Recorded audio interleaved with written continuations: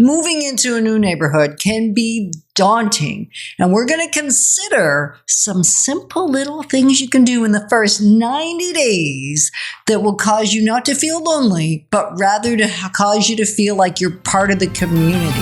Moving forward with the Dekker team. Moving forward together with the Dekker team.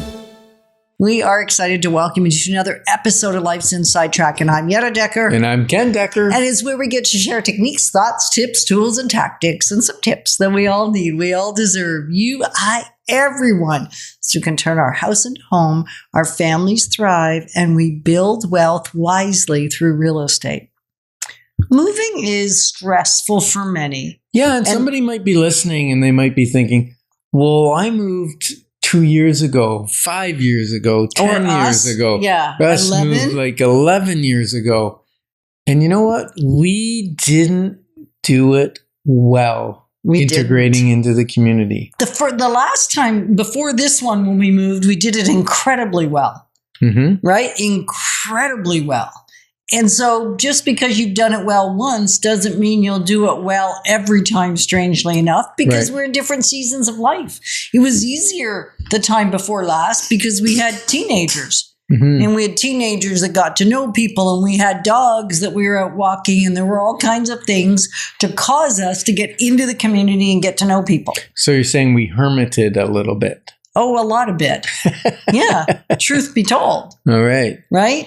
And so we're going to give you a little bit of a strategy that we have used ourselves, that worked when we used it and didn't work when we didn't use it. Funny. Yeah, we're going to give some very short strategies in the first section, some bigger long-term strategies in the next section, and so on. But the whole point is, in 90 days, you can build your community. Even if you're already in a community and you feel part of it, you can expand that feeling in 90 days. Or if you're just moving and you're going, oh, how am I going to get to know the people? How are my kids going to get to know people? These tips will help. Right. So really the summary is be first, which means be brave, because it can feel, well, I use the word daunting. I'm going to stick with my word daunting.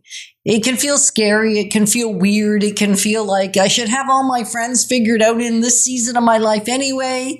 And yet often, every time we move, proximity changes to the people closest to us, and somewhat our friend circle and our circle of influence and our sphere changes. Yeah.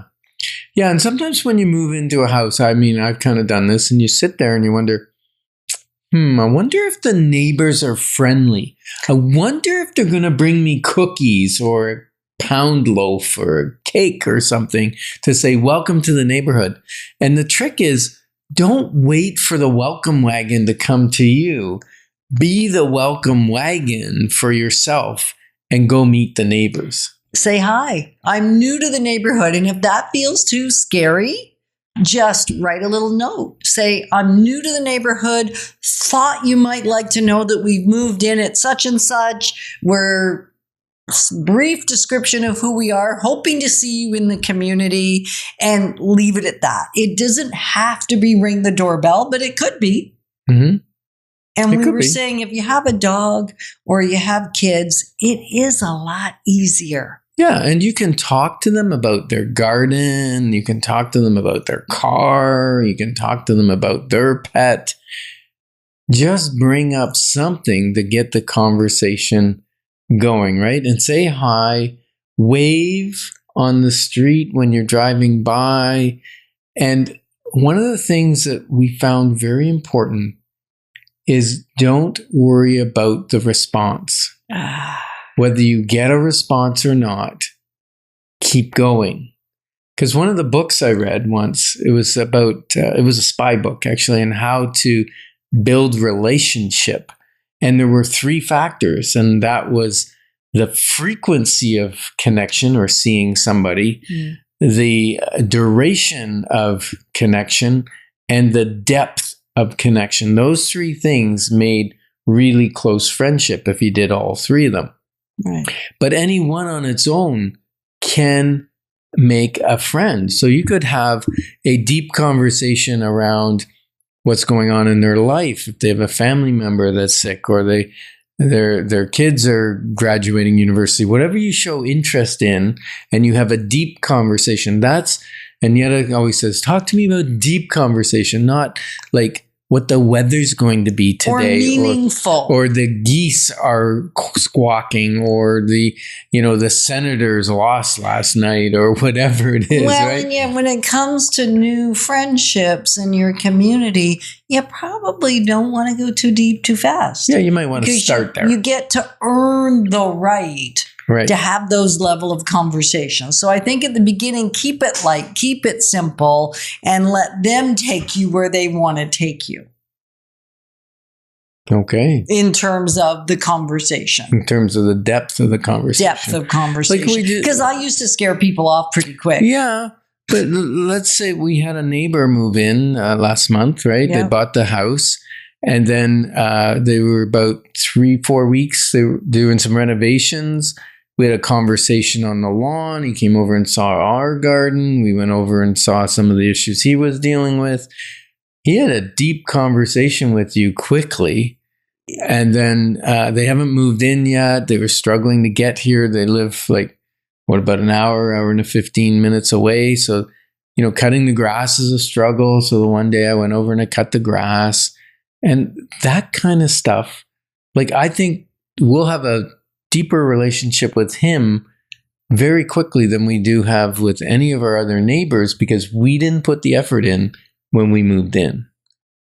Well, and here we're putting the effort in with him, but he also was doing it. Yes. Right? I was looking for him when he was outside. He was looking for me when I was outside. So because we were both willing to be brave and go first, I think it changed the dynamic, but you get to decide how to be the one that goes first. Ken said something interesting a few seconds ago, and he said, don't worry about the response. Don't worry about the outcome.